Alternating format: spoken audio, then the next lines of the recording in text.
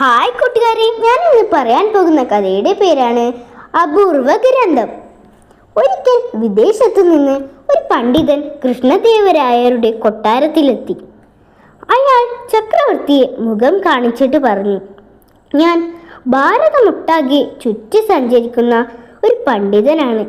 ഓരോ കൊട്ടാരത്തിലും ചെന്ന് അവിടുത്തെ പണ്ഡിതന്മാരുമായി തർക്കിച്ച് അവരെ പരാജയപ്പെടുത്തുകയാണ് എൻ്റെ ലക്ഷ്യം. തോൽക്കുന്നവർ എന്നെ ഗുരുവായി അംഗീകരിച്ച് ഞാൻ പറയുന്നത് അനുസരിക്കണം. താങ്കളാണ് തോൽക്കുന്നതെങ്കിലോ? ചക്രവർത്തി ചോദിച്ചു. അതിൻ്റെ ഉത്തരം പുച്ഛം നിറഞ്ഞ ഒരു പൊട്ടിച്ചിരിയായിരുന്നു. ഞാൻ തോൽക്കുകയോ?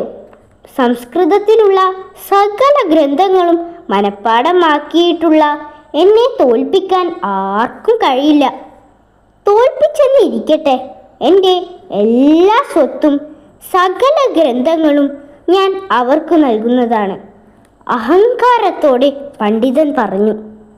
ചക്രവർത്തി തൻ്റെ സദസ്സിലെ പണ്ഡിതന്മാരുടെ മുഖത്തേക്ക് നോക്കി. അവരൊക്കെ വിളറി വെളുത്തിരിക്കുകയാണ്. വിദേശ പണ്ഡിതൻ്റെ വെല്ലുവിളി സ്വീകരിക്കാൻ പറ്റില്ല. വെല്ലുവിളി സ്വീകരിച്ചില്ലെങ്കിൽ രാജ്യത്തിൻ്റെ അന്തസ്സ് തകർന്നത് തന്നെ. ശരി, സമ്മതിച്ചിരിക്കുന്നു. നാളെ രാവിലെ മത്സരം ആരംഭിക്കാം, ചക്രവർത്തി പ്രഖ്യാപിച്ചു. ചക്രവർത്തിയുടെ സദസ്സിലെ പണ്ഡിതന്മാരുടെ ശ്വാസം നിലച്ചു. മത്സരത്തിൽ തങ്ങൾ പരാജയപ്പെട്ടതു തന്നെ. ഇതിൽ നിന്ന് രക്ഷപ്പെടാൻ എന്താ ഒരു വഴി? ഇത്തരം അവസരങ്ങളിൽ എല്ലാവരുടെയും കണ്ണുകൾ തെന്നാലി രാമൻ്റെ നേരെയാണ് തിരിയുക. ഇത്തവണയും അങ്ങനെ തന്നെ സംഭവിച്ചു. തെന്നാലി രാമ, എന്താ ഒരു വഴി? രാജ്യത്തിൻ്റെ അഭിമാനം പോകുന്ന പ്രശ്നമാണ്. നിങ്ങൾക്ക് അറിവില്ലാത്തത് കൊണ്ടാണ് രാജ്യത്തിൻ്റെ അഭിമാനം പോകുന്നതെന്ന് മനസ്സിലായോ? കൊട്ടാരത്തിൽ പണ്ഡിത സ്ഥാനം കിട്ടിയാൽ പിന്നെ ആരും ഒരക്ഷരം വായിക്കുകയില്ല, വിവരമുണ്ടാക്കുകയുമില്ല. ഇപ്പോൾ കണ്ടില്ലേ? രാമൻ അവരോട് കയർത്തു. അയ്യോ രാമ, ഇപ്പോൾ അതൊന്നും പറയാനുള്ള നേരമല്ല. എങ്ങനെയെങ്കിലും ഞങ്ങളെ സഹായിക്കണം, ഞങ്ങളുടെ ജോലി പോകും രാമ. പണ്ഡിതന്മാർ രാമൻ്റെ മുന്നിൽ തൊഴുതു നിന്നു. അപ്പോൾ അത് പറ, രാജ്യത്തിൻ്റെ അഭിമാനമല്ല, നിങ്ങളുടെ ജോലിയാണ് പ്രശ്നം. ശരി, സമ്മതിച്ചു. ഞാൻ പറയുന്നത് പോലെ നാളെ നിങ്ങൾ ചെയ്യണം. രാമൻ പണ്ഡിതർക്ക് ചില നിർദ്ദേശങ്ങൾ നൽകി. അവർ അപ്രകാരം ചെയ്യാമെന്നും സമ്മതിച്ചു. പിറ്റേന്ന് തലയുയർത്തിപ്പിടിച്ച് കൊണ്ട് വിദേശി പണ്ഡിതൻ മത്സരവേദിയിൽ വന്നിരുന്നു. കുറച്ചു കഴിഞ്ഞപ്പോൾ വിജയനഗരത്തിലെ പണ്ഡിതന്മാർ ഒരു പല്ലക്കിൽ തെന്നാലി രാമനെ ചുമന്നുകൊണ്ടുവന്നു. തറയിൽ പരവതാനി വിരിച്ച് പൂക്കൾ വിതറി രാമനെ സ്വീകരിച്ചു വിദേശ പണ്ഡിതൻ്റെ എതിരെ കൊണ്ടിരുത്തി. രാമൻ്റെ കയ്യിൽ പട്ടുകൊണ്ടുള്ള ഒരു പൊതിയുണ്ടായിരുന്നു. അയാൾ അത് ഭവ്യതയോടെ പീഠത്തിൽ വെച്ചു. മഹാപണ്ഡിത, അങ്ങേക്ക് അറിയാത്തതായി ഒന്നുമില്ലല്ലോ. ഇത് തിലകാഷ്ട മഹിഷബന്ധനം. നമുക്ക് ആദ്യം ഇതിനെക്കുറിച്ച് ചർച്ച ചെയ്യാം, രാമൻ പറഞ്ഞു. വിദേശ പണ്ഡിതൻ ഒരു നിമിഷം അമ്പരന്നു. തിലകാഷ്ട മഹിഷബന്ധനമോ? എന്താണത്? ഇതിനു മുമ്പ് ഇങ്ങനെ ഒരു ഗ്രന്ഥത്തെക്കുറിച്ച് കേട്ടിട്ടില്ലല്ലോ. ഇയാൾ ഇത്രയും പവിത്രമായി പീഠത്തിൽ പൊതിഞ്ഞു വയ്ക്കണമെങ്കിൽ ഇതൊരു മഹത്തരമായ ഗ്രന്ഥം തന്നെയായിരിക്കണം. ഇതിനെക്കുറിച്ച് താൻ കേട്ടിട്ടു പോലുമില്ലെന്ന് പുറത്തറിഞ്ഞാൽ നാണക്കേട് തന്നെ. വിദേശ പണ്ഡിതൻ വിയർക്കാൻ തുടങ്ങി.